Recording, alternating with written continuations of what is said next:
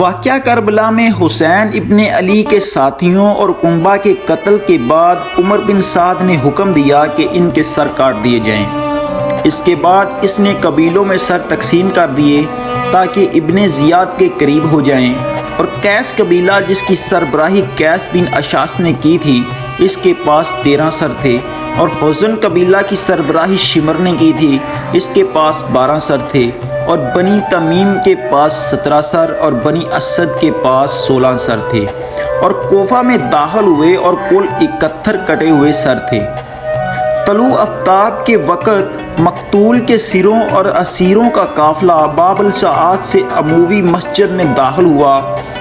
پھر یزید کے حکم سے تمام سروں کو شہر کے دروازوں اور اموی مسجد میں 3 دن تک لٹکایا گیا۔ 40 دن بعد 40ویں دن علی ابن حسین نے یزید کی رضامندی حاصل کی کہ وہ ان کے سروں کو جسموں کے ساتھ ملحق کرے گا، اور حسن اور دوسرے مقتول کے سروں کو کربلا سے لے گئے اور ان کے جسام کے ساتھ ملحق کیا۔ اسی دوران میں انہوں نے باب الصغیر میں کئی سر دفن کی۔ عاشوراء کے دن شہادت امام حسین کے بعد امام کے پسماندگان، جن میں زیادہ تر عورتیں اور بچے تھے،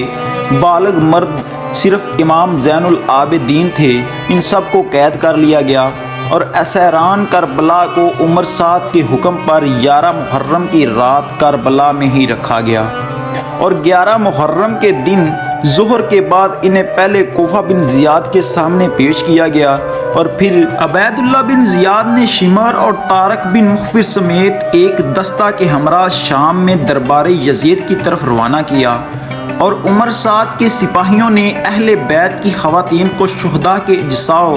کے پاس اس حال سے گزارا کہ وہ نالہ و شیون کے ساتھ ساتھ چہروں کو پیٹ رہی تھیں۔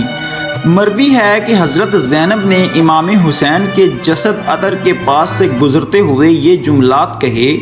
یا محمد و محمد، آسمان کے فرشتے تم پر درود و سلام بھیجتے ہیں۔ یہ حسین دشت میں ہے جس کا بدن خون میں غلطاں اور اس کے اعضائے بدن جدا ہیں۔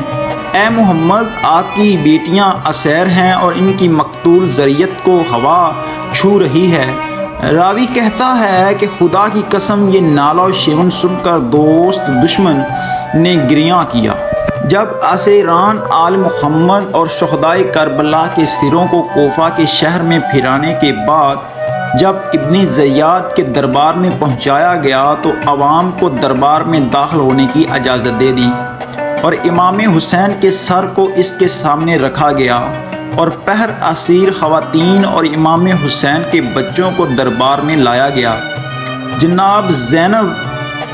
حقیر الباس میں ملبوس خواتین اور کنیزوں کے خسار میں تھیں، اور ناشائستہ طور پر دربار میں آئی اور کسی کونے میں بیٹھ گئی۔ دشمنوں نے اسیروں کو بے گجا اینٹوں پر سوار کیا، اور جب اسرا کوفہ میں داخل ہوئے تو لوگ ان کا تماشا دیکھنے جمع ہو گئے۔ ابن آشم اور خوارزمی کے بقول عبید اللہ بن زیاد کے سپاہیوں نے اسیران کربلا کو کوفہ سے شام تک کوشش و پردے کے بغیر محلوں پر اس طرح شہر شہر لے کر گئے جس طرح ترک و ویلم کے کافر قیدیوں کو لے کر جاتے تھے۔ شیخ مفید کی مقتول روایات کے مطابق امام سجاد کو قیدیوں میں پابند غل و زنجیر دیکھا گیا۔ یزید نے اسیروں کے سامنے سر امام کو ایک سونے کے طبق میں رکھا اور اپنے ہاتھ میں لیتے ہوئے لکڑی کے ذریعے سر امام حسین کی توہین کی، اور جب امام حسین کی بیٹی سکینہ اور فاطمہ نے اس حالت کو دیکھا تو ایسی فریاد کی کہ خود یزید کی محل میں موجود عورتوں نے بھی اس فریاد کے ساتھ فریاد بلند کی۔ تاریخی مصادر میں اسرا کے شام میں داخل ہونے اور سپاہیوں کے برتاؤ اور ان کے رہنے کی جگہ اور ان کے خطبات کے بارے میں بیان ہوا ہے۔ ان روایات کے مطابق یہ قافلہ شام میں اول سفر کو داخل ہوا،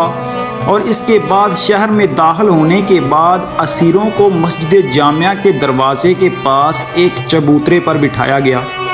موجودہ زمانے میں مسجد اموی کا دروازہ اصلی مسجد کے محراب وغیرہ کے مقابلے میں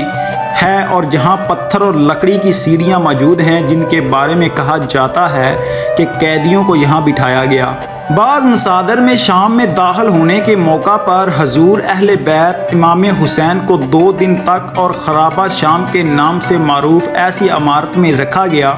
جس کی چھت نہیں تھی، لیکن شیخ مفید قیدیوں کے آنے کی جگہ قصر یزید کے پاس بیان کی۔ مشہور قول کے مطابق شام میں قیدیوں کے رہنے کی مدت 3 دن لیکن ہفتہ روز اور 1 مہینہ بھی منقول ہے۔ شام میں قیدیوں کے آنے سے متعلق بعض تاریخی روایات کا ذکر ہے کہ شام میں آنے کے بعد زہر بن قیس نے واقعہ کربلا کی جنگ کی رپورٹ بیان کی اور یزید نے سارا ماجرا سننے کے بعد حکم دیا کہ محل کو سجایا جائے اور بزرگان شام کو بلایا جائے اور اسیروں کو حاضر کیا جائے۔ روایات سے پتہ چلتا ہے کہ اسیروں کو رسیوں سے جکڑی ہوئی حالت میں پیش کیا گیا اور اس دوران میں فاطمہ بنت حسین نے کہا کہ اے یزید، کیا شائستہ ہے کہ بنات رسول صلی اللہ علیہ وآلہ وسلم اسیر ہوں۔ اس وقت حاضرین اور یزید کے اہل خانہ سے گریہ کیا گیا۔